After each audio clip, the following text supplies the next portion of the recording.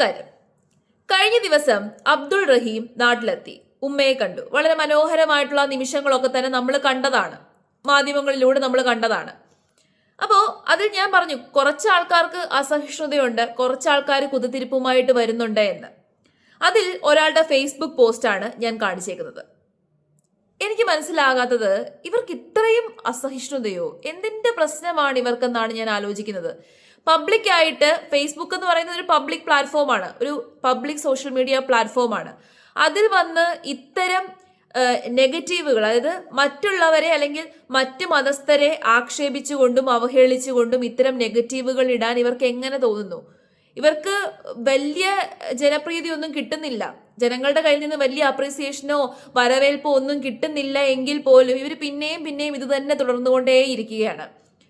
അബ്ദുൾ റഹീമിനെ നാട്ടിലെത്തിക്കാൻ വേണ്ടിയിട്ട് മലയാളികൾ ഒന്നടങ്കം പ്രയത്നിച്ചിട്ടുണ്ട്. അവിടെ ഇന്ന മതസ്ഥർ എന്നൊന്നുമില്ല, എല്ലാ മതത്തിൽപ്പെട്ട ആൾക്കാരും ഒരു മനുഷ്യജീവന് വേണ്ടിയിട്ട് കഷ്ടപ്പെട്ടു. എനിക്ക് തോന്നുന്നു അബ്ദുൾ റഹീം എന്ന് പറയുന്ന വ്യക്തിയോട് തോന്നിയ മനുഷ്യത്വത്തെക്കാട്ടിലും അദ്ദേഹത്തിന്റെ ഉമ്മയോട്, ആ ഒരു അമ്മയ്ക്ക് വിഷമമാണ്. ആ അമ്മയ്ക്ക് വയസ്സാം കാലത്ത് മകനെ കാണണം, കുറച്ചു നാളും കൂടി മകന്റെ കൂടെ ജീവിക്കണം എന്ന് പറഞ്ഞ ആ അമ്മയുടെ കണ്ണീര് അല്ലെങ്കിൽ ആ അമ്മയുടെ പ്രാർത്ഥനയ്ക്ക് മുമ്പിലാണ് മലയാളികൾ എന്ത് ചെയ്തത്? അബ്ദുൾ റഹീമിനെ മോചിപ്പിക്കാൻ വേണ്ടിയിട്ട് ഒന്നിച്ചു കൂടിയത് ആണല്ലോ. അല്ലാതെ അബ്ദുൾ റഹീം എന്ന് പറയുന്ന വ്യക്തിയുടെ കയ്യിൽ നിന്ന് അബദ്ധത്തിൽ വന്നുപോയ ആ തെറ്റിനെ നമ്മൾ ആരും ന്യായീകരിക്കുന്നില്ല. തെറ്റ് ചെയ്തത് തെറ്റ് തന്നെയാണ്, അത് അബദ്ധത്തിലാണെന്നുണ്ടെങ്കിലും എന്താണെന്നുണ്ടെങ്കിലും തെറ്റ് തന്നെയാണ്. എന്നാൽ ആ വ്യക്തി 20 വർഷം അതിന് ശിക്ഷ അനുഭവിച്ചു. 20 വർഷം സ്വന്തം നാടും വീടും നാട്ടുകാരെ ഒന്നും കാണാൻ പറ്റത്തില്ല, സ്വന്തം അമ്മയോ ഉമ്മയോ അല്ലെങ്കിൽ സ്വന്തം ഉമ്മയുടെ കയ്യിൽ നിന്നൊന്നില്ല, അല്ലെങ്കിൽ സ്വന്തം ഉമ്മ ഉണ്ടാക്കിയ ഭക്ഷണം പോലും കഴിക്കാൻ പറ്റാതെ അവിടെ ഒരു ജയിലിൽ കിടക്കുകയായിരുന്നു 20 വർഷം. വളരെ ചെറിയ പ്രായത്തിലാണ് ജോലിക്ക് പോയത്. അതായത് ഒരു മനുഷ്യന്റെ യൗവനം മുഴുവൻ ജയിലിൽ സ്പെൻഡ് ചെയ്ത് തീർത്തു. അപ്പൊ അങ്ങനെയുള്ളൊരു വ്യക്തിക്ക് ഇനിയെങ്കിലും നാട്ടിൽ വരികയും സ്വന്തം ഉമ്മയെ കാണാൻ സാധിക്കുകയും, ഇന്നലെ സ്വന്തം ഉമ്മയുടെ കയ്യിൽ നിന്ന് ആ മകൻ ഭക്ഷണം വാങ്ങിച്ചു കഴിച്ചു, അപ്പൊ അതിനൊക്കെ ഉള്ളൊരു അവസരം ഉണ്ടായിക്കോട്ടെ എന്ന് മാത്രമാണ് മലയാളികൾ കരുതിയത്. അല്ലാതെ ആരും അദ്ദേഹത്തെ വലിയ പുണ്യാളനായിട്ടൊന്നും ചിത്രീകരിച്ചിട്ടൊന്നുമില്ല. തെറ്റ് സംഭവിച്ചു, അതിനുള്ള പ്രായശ്ചിത്തം ചെയ്തു. ഈ പ്രായശ്ചിത്തത്തെക്കാട്ടിൽ പശ്ചാത്തപിക്കുന്നതിനെക്കാട്ടിൽ വലിയൊരു പ്രായശ്ചിത്തം ഇല്ലെന്നല്ലേ പറയുന്നത്. അത് അദ്ദേഹം ചെയ്തു. മാത്രമല്ല, അദ്ദേഹത്തിന്റെ കയ്യിൽ നിന്ന് ഒരു തെറ്റ് സംഭവിച്ചു. ആ തെറ്റിൽ നിന്ന് ആർക്കാണോ നഷ്ടമുണ്ടായത് ആ കുടുംബത്തിന് വലിയ ഭീമമായിട്ടുള്ളൊരു തുക കൊടുത്ത് ആ കുടുംബം അദ്ദേഹത്തോട് ക്ഷമിച്ചതിന് ശേഷമാണല്ലോ അദ്ദേഹത്തിനെ റിലീസാക്കിയത്. ഇല്ല എന്നുണ്ടെങ്കിൽ അദ്ദേഹത്തിന് ഇവിടെ നാട്ടിൽ വരാൻ വേണ്ടി സാധിക്കുമായിരുന്നു? ഒരിക്കലും സാധിക്കത്തില്ല. അപ്പം ഈ വന്ന വ്യക്തിയുടെ മതം മാത്രം നോക്കിയാണ് ഇങ്ങനെ ഒരു പോസ്റ്റ് ഇവരിട്ടത് എന്നുള്ളത് സത്യമാണ്. മതം മാത്രം നോക്കിയാണ്, അല്ലാതെ വേറൊരു കാര്യവും ഇല്ല. ആ പുള്ളി രക്ഷപ്പെട്ട് നാട്ടിൽ വന്നത് കൊണ്ടോ ഒന്നുമല്ല, ആ വ്യക്തിയുടെ മതം. അതാണ് ശശികലയെ പോലെയുള്ളവരുടെ പ്രശ്നം. ഇവർക്ക് എന്ത് പ്രശ്നമാണെന്ന് എനിക്കറിയില്ല. അതിന് തൊട്ട് താഴെ ഞാൻ വേറൊരു പോസ്റ്റ് കണ്ടു. ഇവർ ഇന്നലെ ഇട്ടതാണ്, ബക്രീദിന്റെ ദിവസം ഇട്ടതാണ്. അതായത് ഒരു പോത്ത് വിരണ്ടോടി കടലിലേക്ക് ചാടി. ബക്രീദിന് വേണ്ടിയിട്ട് കൊണ്ടുവന്ന പോത്താണ്. ആ പോത്ത് വിരണ്ടോടി കടലിലേക്ക് ചാടി ഒരു ന്യൂസ്. ആ ന്യൂസ് ഷെയർ ചെയ്തിട്ട് ഇവരിട്ടേക്കുന്ന ഒരു പോസ്റ്റ് കണ്ടില്ലേ? സ്ക്രീൻഷോട്ട് ഞാൻ കാണിച്ചേക്കാം. പോത്ത് തന്റെ വർഗത്തിന് വേണ്ടി ആത്മാഹൂതി ചെയ്തതാകുമോ? അതും മോക്ഷപ്രാപ്തി കിട്ടുന്ന വർക്കല കടലിൽ തന്നെ. ഇവർക്ക് എന്തിന്റെ പ്രശ്നമാണ്? ഇവരെന്തിനാണ് ഈ മനഃപൂർവ്വം ട്രിഗർ ചെയ്യുന്നത് മറ്റുള്ളവരെ? ഇത് മനഃപൂർവ്വം ട്രിഗർ ചെയ്യാനുള്ള പോസ്റ്റുകളാണല്ലോ. ഇവരുടെയൊക്കെ പോസ്റ്റിന്റെ അടിയിലൊക്കെ പോയി ലൈക്ക് ചെയ്യാനും കമന്റ് ചെയ്യാനും ആൾക്കാരുണ്ട്. അപ്പം മനഃപൂർവ്വം മറ്റുള്ളവരെ ട്രിഗർ ചെയ്യുകയും മറ്റുള്ളവരുടെ അടുത്ത് കുത്തിത്തിരിപ്പൊക്കെ ഉണ്ടാക്കുകയും ചെയ്യുന്ന ഇത്തരം ആൾക്കാരെ സപ്പോർട്ട് ചെയ്യാതെ ഇരിക്കുക.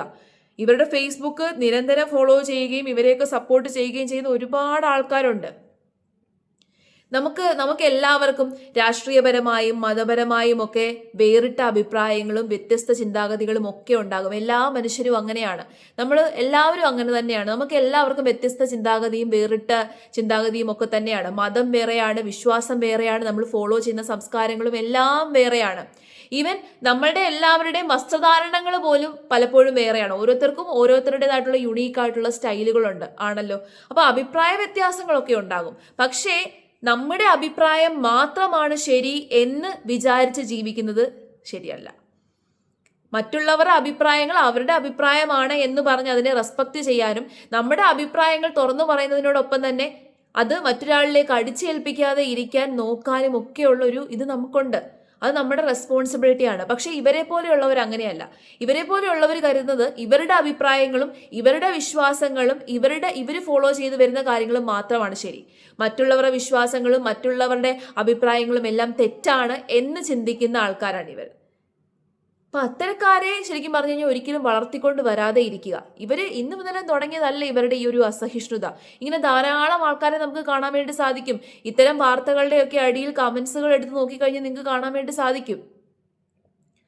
ഒരാളുടെ കയ്യിൽ നിന്ന് തെറ്റ് പറ്റാത്ത മനുഷ്യന്മാർ ആരെങ്കിലും ഉണ്ടോ? പണ്ട് യേശുക്രിസ്തു പറഞ്ഞ പോലെ തെറ്റ് ചെയ്യാത്ത അല്ലെങ്കിൽ പാപം ചെയ്യാത്തവർ കല്ലെറിയാൻ വേണ്ടിയിട്ട് പറയാറില്ലേ? അതുപോലെ തെറ്റ് ചെയ്യാത്തവരായിട്ട് ആരാണുള്ളത്? ഇപ്പൊ നമ്മുടെ രാജ്യത്ത് തന്നെ എടുത്തു നോക്കുക. നമ്മുടെ രാജ്യത്ത് 5-6 പേരെ വക വരുത്തുന്നവരും ഒക്കെ ഫ്രീ ആയിട്ട് ഇറങ്ങി നടക്കുന്നു. ഗുണ്ടകള് എത്രയോ ആൾക്കാർ ഫ്രീ ആയിട്ട് ഇറങ്ങി നടക്കുന്നു. ഒരുപാട് നമുക്കൊരിക്കലും അക്സെപ്റ്റ് ചെയ്യാൻ പറ്റാത്തത്ര തെറ്റുകൾ ചെയ്ത വ്യക്തികൾ, ഈവൻ സ്ത്രീകളെ ഉപദ്രവിക്കുന്ന വ്യക്തികൾ, അവരൊക്കെ വളരെ ഫ്രീ ആയിട്ട് ഇറങ്ങി നടക്കുന്നു. അബ്ദുൾ റഹീം എന്ന് പറയുന്ന വ്യക്തി, അയാളുടെ കയ്യിൽ നിന്ന് അറിഞ്ഞോ അറിയാതെയോ പറ്റിയ ആ ഒരു തെറ്റിന് അതിനകത്ത് നമുക്ക് പൂർണ്ണമായിട്ട് അറിയത്തില്ല, അറിയാതെയാണ് അബദ്ധം പറ്റിയതാണെന്നാണ് പറയുന്നത്. ഓക്കെ, അദ്ദേഹത്തിന്റെ കയ്യിൽ നിന്ന് അങ്ങനെ പറ്റിയ ഒരു തെറ്റിന് അദ്ദേഹം വില കൊടുത്തു. വലിയ വില തന്നെയാണ് അദ്ദേഹം കൊടുത്തത്. ഒരു മനുഷ്യന്റെ യൗവനം 20 വർഷം എന്ന് പറയുന്നത് ചില്ലറ കാര്യമൊന്നുമില്ല. 24-ാമത്തെ 25-ാമത്തെ വയസ്സിൽ ജോലിക്ക് പോയതാണ് വെളിരാജ്യത്തേക്ക്. അങ്ങനെ ജോലിക്ക് പോയി ആ ഒരു യൗവനം കൂട്ടുകാരുടെ കൂടെ നാട്ടുകാരുടെ കൂടെയൊക്കെ അടിച്ച് പൊളിച്ച് ജീവിക്കേണ്ട ആ ഒരു യൗവനം മുഴുവൻ അദ്ദേഹം ജയിലിൽ തീർത്തു. അത്രയും വലിയ ശിക്ഷ. ഇനി ഇതിൽ കൂടുതൽ എന്ത് ശിക്ഷയാണ് അദ്ദേഹത്തിന് കിട്ടേണ്ടത്? ഇനി ഇതിൽ കൂടുതൽ എന്ത് ശിക്ഷ കൊടുക്കണമെന്നാണ് നിങ്ങൾ പറയുന്നത്? ആയുഷ്കാലം മുഴുവൻ അയാൾ ജയിലിൽ കിടക്കണമെന്നാണോ നിങ്ങൾ പറയുന്നത്? അപ്പൊ അങ്ങനെ വേണ്ട. നമ്മളിൽ ഒരാളാണ്, നമ്മളെപ്പോലെ ഒരു വ്യക്തിയാണ്, മലയാളിയാണ് എന്നുള്ള ആ ഒരു ഇത് വെച്ചിട്ട് മലയാളികളെല്ലാം കൂടി ഒന്നിച്ചു നിന്നു. മാത്രമല്ല ആ ഉമ്മ സങ്കടപ്പെടുവാണ്, എനിക്ക് എൻ്റെ മോനെ മരിക്കുന്നതിന് മുമ്പ് ഒന്ന് കാണണം, അവൻ എൻ്റെ കൂടെ വന്ന് ജീവിക്കണം. ഒരു അമ്മയുടെ കണ്ണീരാണ്. ആ കണ്ണീരിന് മുമ്പിൽ അല്ലെങ്കിൽ ആ പ്രാർത്ഥന ദൈവം കേട്ടു. അല്ലെന്നുണ്ടെങ്കിൽ ഇത്ര പെട്ടെന്ന് എല്ലാവരും കൂടി ഒന്നിക്കുന്നു, പൈസ ഇത്രയും ആകുന്നു, അവിടെ കൊണ്ട് അടയ്ക്കാൻ പറ്റുന്നു, ആ കുടുംബം മാപ്പ് തരാൻ തയ്യാറാകുന്നു, അതെല്ലാം കൂടെ ഒന്നിച്ച് വന്നതിന്റെ അർത്ഥം തന്നെ എന്താണ്? നമ്മളെല്ലാവരും നിമിത്തങ്ങളിൽ വിശ്വസിക്കുന്ന വ്യക്തിയാണ്. അപ്പം ഞാൻ ഏത് ദൈവത്തിൽ വിശ്വസിക്കുവോ, ഓപ്പോസിറ്റ് നിൽക്കുന്ന ആൾ ഏത് ദൈവത്തിൽ വിശ്വസിക്കുന്നോ, എല്ലാവരും നിമിത്തങ്ങളിൽ വിശ്വസിക്കുന്നവരാണ്. നമ്മുടെ ജീവിതത്തിൽ എന്തെങ്കിലും അത്ഭുതങ്ങൾ സംഭവിക്കുമ്പോൾ നമ്മളെല്ലാവരും നമ്മൾ വിശ്വസിക്കുന്ന ദൈവത്തെയാണ് പ്രാർത്ഥിക്കുന്നത്. നമ്മൾ വിശ്വസിക്കുന്ന ആ ദൈവമാണ് നമുക്ക് ആ ഒരു അത്ഭുതം നൽകിയത് എന്നാണല്ലോ നമ്മളെല്ലാവരും കരുതുന്നത്. എല്ലാ വ്യക്തികളും അങ്ങനെയാണ്. ഇപ്പം കൃഷ്ണനെ വിളിക്കുന്ന ആളും യേശുക്രിസ്തുവിനെ വിളിക്കുന്ന ആളും അള്ളാവിനെ വിളിക്കുന്ന ആളും ഒക്കെ നമ്മുടെ ജീവിതത്തിൽ ഒരു അത്ഭുതം സംഭവിക്കുമ്പോൾ, നമുക്ക് എന്തെങ്കിലുമൊക്കെ നല്ലത് വരുന്ന സമയത്ത് നമ്മൾ പ്രാർത്ഥിക്കുന്നത് ആ ദൈവത്തെ ആയിരിക്കും, ആ ദൈവം നമുക്ക് നൽകിയതാണ് എന്ന്. അപ്പോൾ അബ്ദുൾ റഹീമിന്റെ കാര്യത്തിൽ ഇതെല്ലാം ഒന്നിച്ചു വന്നു. പൈസ എല്ലാവരും ഒന്നിച്ചു നിന്നു. പൈസ എല്ലാം കൂടി നേടിയെടുക്കാൻ വേണ്ടി സാധിച്ചു. ആ കുടുംബം മാപ്പ് തരാൻ തയ്യാറായി. അങ്ങനെ എല്ലാ പ്രോസസ്സും പെട്ടെന്ന് നടന്ന് അദ്ദേഹത്തിന് നാട്ടിൽ വരാൻ സാധിച്ചു. അതിന്റെ അർത്ഥം അദ്ദേഹം വിശ്വസിക്കുന്ന ദൈവം അദ്ദേഹത്തിന്റെ അടുത്ത് പുറത്തു കൊടുത്തു എന്നുള്ളതാണ്. അദ്ദേഹത്തിന് അനുവദിച്ചു. അദ്ദേഹത്തിന് ആ ഒരു അത്ഭുതം കൊടുത്തത് ആരാണ്? അല്ലെങ്കിൽ ഒരിക്കലും രക്ഷപ്പെടാൻ സാധിക്കുമോ? ഇല്ല. എത്രയോ ആൾക്കാർ ഇപ്പോഴും അങ്ങനെ ജയിലിൽ കിടക്കുന്നു, രക്ഷപ്പെടാൻ പറ്റാതെ ജയിലിൽ കിടക്കുന്നു. അപ്പോൾ അദ്ദേഹത്തിന് രക്ഷപ്പെടാൻ സാധിച്ചത് അദ്ദേഹം ചെയ്ത തെറ്റിനുള്ള ശിക്ഷ അദ്ദേഹം അനുഭവിച്ചു. അദ്ദേഹം പശ്ചാത്തപിച്ചു. അദ്ദേഹത്തിന്റെ പശ്ചാത്താപം ദൈവം കണ്ടു, അദ്ദേഹത്തിന് പുറത്തു കൊടുത്തു. അപ്പൊ അതിനേക്കാട്ടിൽ കൂടുതൽ അയാൾക്ക് ശിക്ഷ വിധിക്കാനും അയാളെ കുറ്റപ്പെടുത്താനും ഒന്നും മറ്റൊരാൾക്കും അവകാശമില്ല എന്നുള്ളതാണ് സത്യം.